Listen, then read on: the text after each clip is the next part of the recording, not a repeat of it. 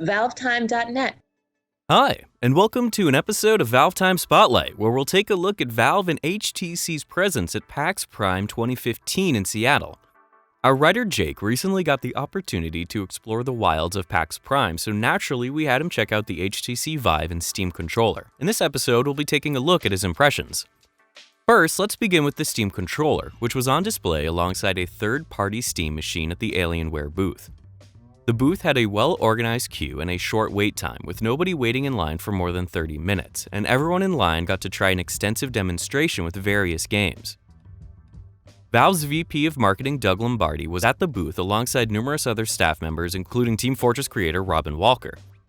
All of Valve's staff were assisting attendees by walking them through the design and use of the controller and how to change settings. It's worth noting that Jake actually didn't recognize Doug until Nick pointed out his voice in some footage recorded at the event well over a week after PAX concluded. Using the controller itself was straightforward. The models shown at the Alienware booth were developer models, but the consumer version likely won't vary much from what was shown here. The button setup, analog stick arrangement, and general shape of the controller will feel familiar and comfortable for the average console gamer. That being said, there were a few key differences. As you may know, the main things that separates the Steam controller from conventional controllers are the thumb pads. Rather than featuring analog sticks on either side, the controller features a pair of thumb pads which are intended to be more accurate and customizable by using one-to-one movement, bridging the gap between the ease of use found in console-based controller play and the precision and customization options of a mouse and keyboard. Initially, the thumb pads take quite a lot of getting used to due to the design being totally different than anything currently on the market. The first setting Jake tried was the trackball setting, which uses haptic feedback and loose cursor acceleration to simulate the feeling of using, well, a trackball. The controller does an excellent job replicating a trackball, potentially making it great for specific arcade titles, even if it's likely not a great idea for first or third-person shooters. In general, the built-in haptic feedback is extremely impressive and definitely helps you keep track of your finger on the circular pad, something which could otherwise prove difficult. Another mode resembles using a traditional mouse, which Jake reports still feels a little bit loose compared to a normal mouse and keyboard or even a standard gamepad. That being said, the extensive customization options allow you to adjust settings to your personal preference and precision. While we're on the subject, the customization settings are by far the most impressive aspect of the controller, with Steam's built-in settings giving you the option of changing just about any option in a massive variety of ways. This is reflected by the controller's multitude of buttons, which can be mapped to any function. Like a standard gamepad, it features 2 shoulder buttons and 2 triggers, but unlike conventional controllers, it also features 2 buttons on the grips.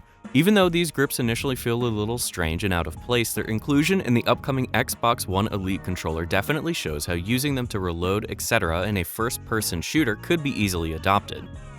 The shoulder bumpers on the top of the controller are by far one of the worst features, with their clunky, oversized nature making them feel out of place and difficult to click in when compared to the standard Xbox controller.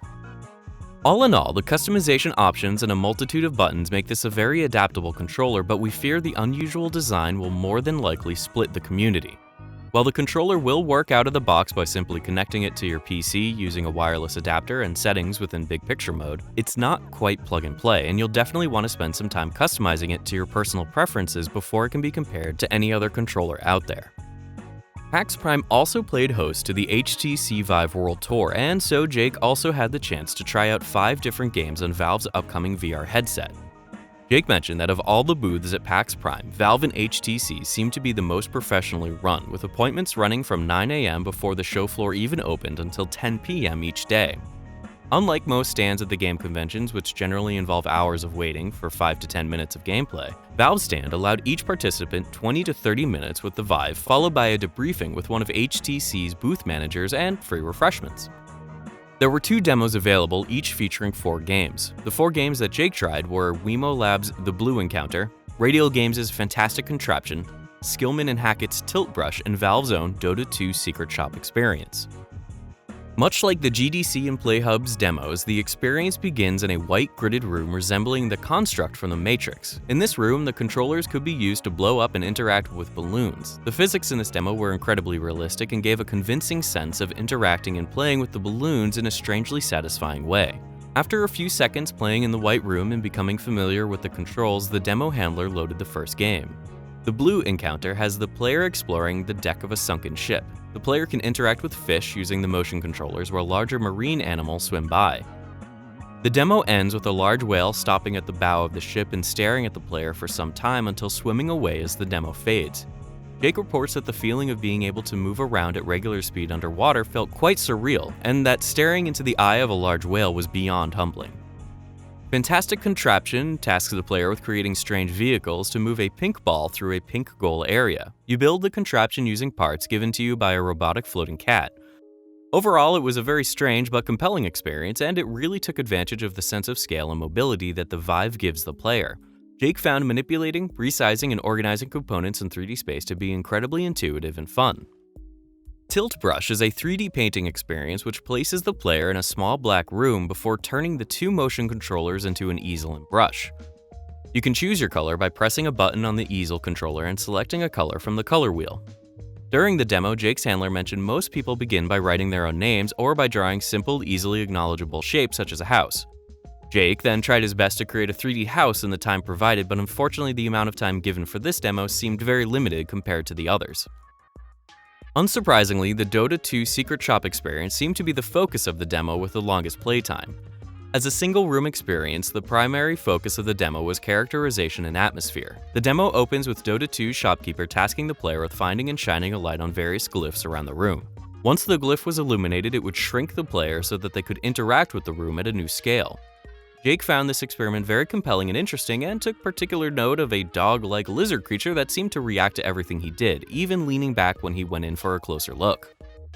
Once he had completed his 30-ish minute run of demos, Jake got to try out Call of the Starseed, the gallery at their own booth. This demo was considerably longer than the other four, allowing for nearly 20 minutes of playtime on just one game. The game featured mist-like exploration using a new locomotion technique called blinking.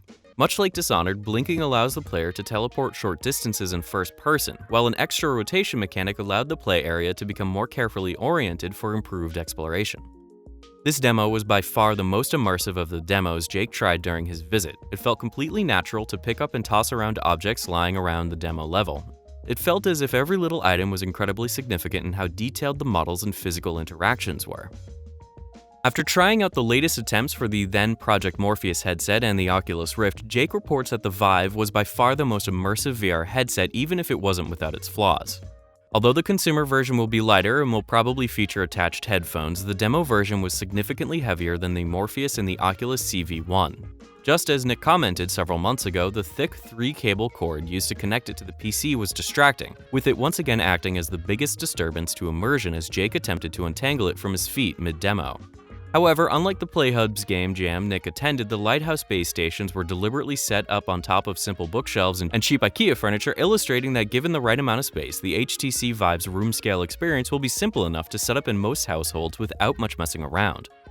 Additionally, thanks to the likes of OpenVR and SteamVR, the Vive will also support sit-down experiences similar to the Oculus Rift and PlayStation VR. Overall, Valve's PAX 2015 presence was one of the most refreshing and well-orchestrated operations at the event. Their lengthy demos made the short wait worthwhile, and their hands-on help with each device ensured every demo ran as smoothly as possible. For more information on the HTC Vive, don't forget to check out our previous Spotlight exclusive episodes as Nick covers the Aperture VR demo. Once you're done there, be sure to check out Jake's interview with Joel from Cloudhead Games over on AYB Online before subscribing to our YouTube channel and following us on our social media pages. As always, thanks for watching and bye for now.